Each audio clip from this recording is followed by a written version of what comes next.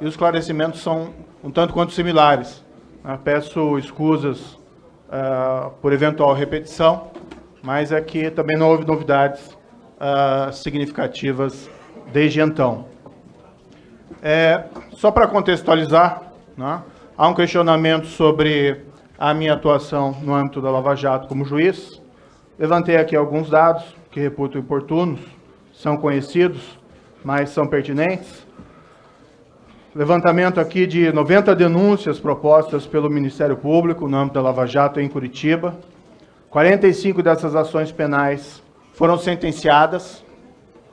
Dessas sentenças, a informação que foi colacionada e trazida para mim é que o Ministério Público teria recorrido de 44, de 45 ações penais, seja pedindo algo diferente, uma condenação em troca para reformar uma absolvição, ou vice-versa, ou para aumentar a pena. Isso é muito comum. Foram 291 acusados, com 211 condenações, 63 absolvições. O percentual de absolvição é cerca de 21%. Essa é uma percentagem que, se nós formos verificar em processos criminais, em várias criminais, é muito comum, porque normalmente essas acusações, essas denúncias, elas já são propostas com justa causa.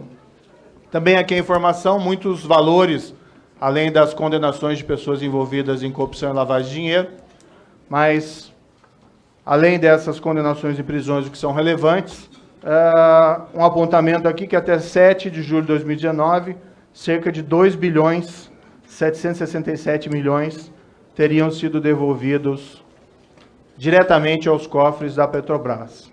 Acredito que são números impressivos, é resultado de um trabalho institucional, mas essas percentagens demonstram de antemão que não existe qualquer espécie, como foi aventado por alguns veículos de comunicação, de conluio. Ao contrário, o que ocorreu foram muitas discordâncias ou, eventualmente, convergências, porque, afinal de contas, depende da demonstração do direito em juízo. Quando isso foi demonstrado, isso foi acolhido. Quando não foi demonstrado, não foi acolhido. Isso é absolutamente normal. Relativamente à invasão desses aparelhos celulares, há mais ou menos 1 mês, 2 meses, aí foge-me um pouco as datas, fui informado de que hackers teriam invadido aparelhos celulares de procuradores da República, da Força Tarefa, em Curitiba, e de outros também. Foi determinada a abertura de uma investigação. Desde então, ouvi que diversas outras pessoas tinham sofrido esses ataques. Ataques não significa que o ataque foi bem sucedido, no sentido de captar o conteúdo do aparelho. No dia 4 de junho, por volta das 18 horas, houve uma tentativa de ataque ao meu celular, eu presenciei, tá? Estava no meu gabinete, o celular recebeu 3 ligações, aparentemente com o mesmo número do próprio celular, tá? E em seguida alguém me mandou uma mensagem informando que eu havia ingressado no Telegram. Né? Depois o que foi colhido de informação é que, através desse expediente, que eu tinha utilizado o Telegram no passado, mas eu deixei o Telegram em 2017. Foi na época que surgiram aquelas informações sobre tentativas de hackeamento nas eleições americanas. E, por esse motivo, ou por mera desconfiança, acabei saindo do Telegram, então, desativei minhas contas. A informação que nós temos é que, depois de 6 meses de inatividade no Telegram, todas as mensagens são apagadas, inclusive na nuvem. Então, assim, eu não tenho mais essas mensagens, já falei isso publicamente mais de uma vez. Comuniquei à Polícia Federal, entreguei o meu celular para perícia, ao contrário de que alguns afirmaram por aí. E está em investigação. Eu não dirijo a investigação da Polícia Federal, nem essa, nem qualquer outra. Meu papel é dar estrutura e autonomia à Polícia Federal apenas. Estou acompanhando apenas diante da relevância do tema e como vítima. Mas, evidentemente, as decisões a serem tomadas no âmbito de investigação pertencem exclusivamente aos investigadores da Polícia Federal. e ao juiz quando provocado, ao Ministério Público quando provocado, aqueles que forem competentes para essas matérias. A minha opinião, e aqui é uma opinião informal, é que alguém com muitos recursos está por trás dessas invasões e o objetivo principal seria invalidar condenações da Operação Lava Jato e impedir novas investigações. Alguém com recursos porque não é tentativa de ataque a um celular, mas tentativa de ataque de vários, né, e em alguns casos talvez aí com sucesso, o que não parece corresponder à atividade de um adolescente com espinhas na frente do computador. Né.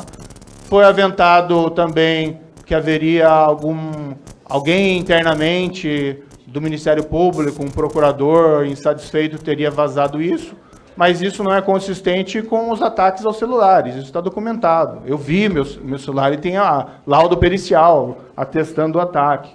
Então, assim, eu acho até que isso é ilustrativo, essa notícia circulou no WhatsApp faz algumas semanas, isso é ilustrativo de um procedimento de contra-inteligência, que também não é muito consistente com a teoria do adolescente com espinhas na frente do computador.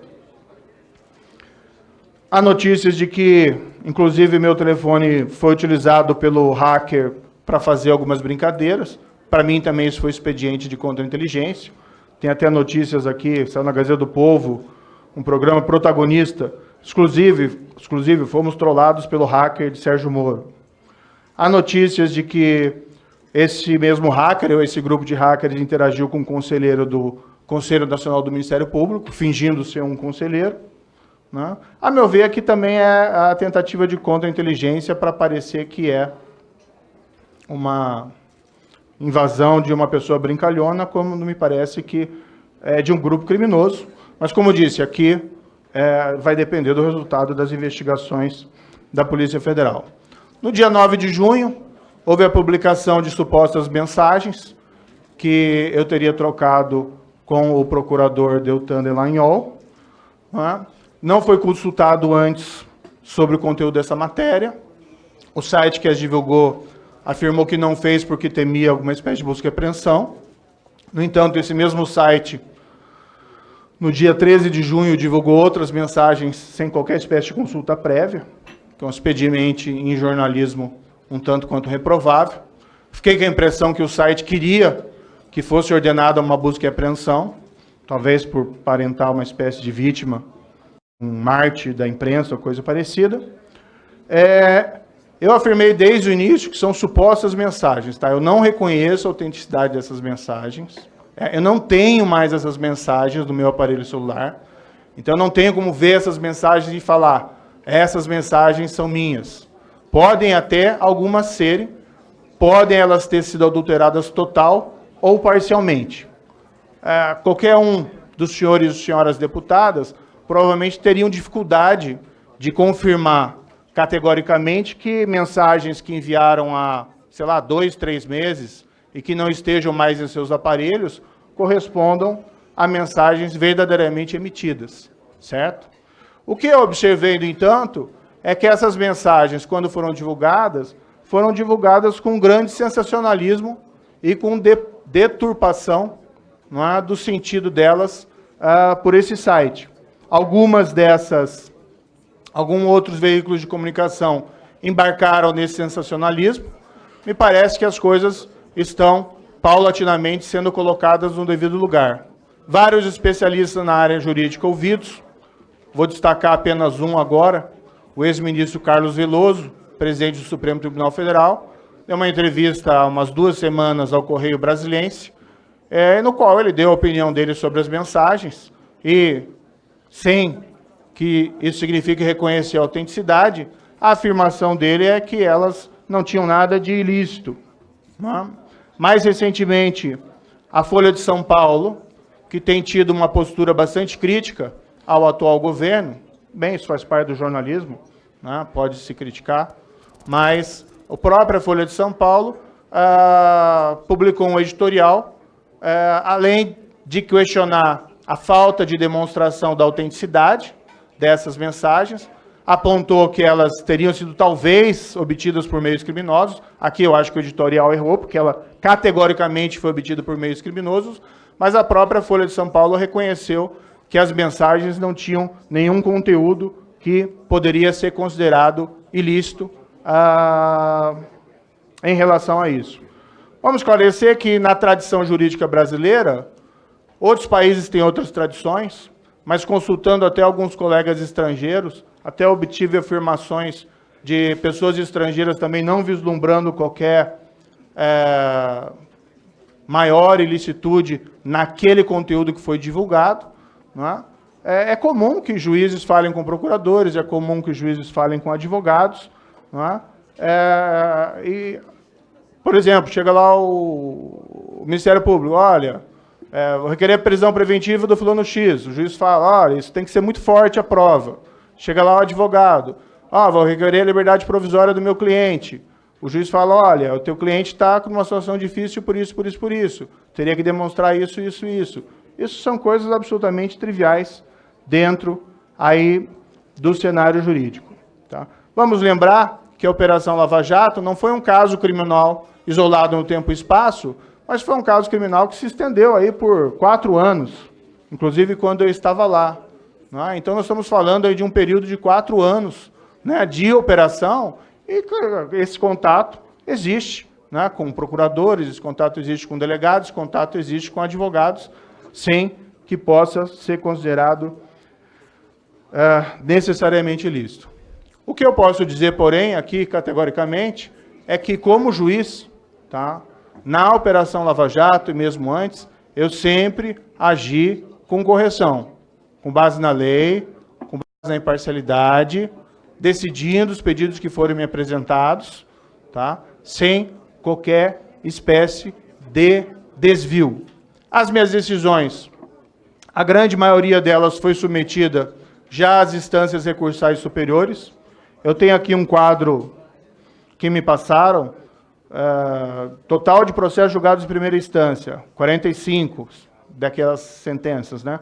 Total de processos julgados em segunda instância, até maio de 2019, 80%.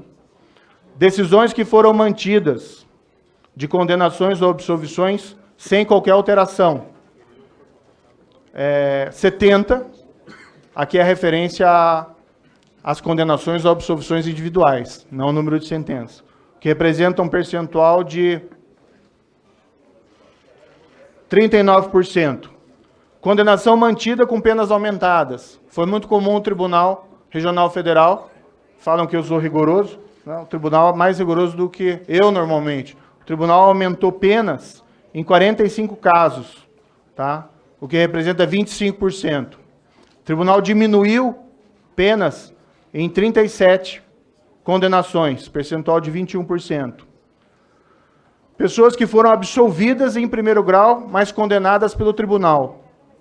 8 casos, que representa 4,55%. E absolvidos em segundo grau,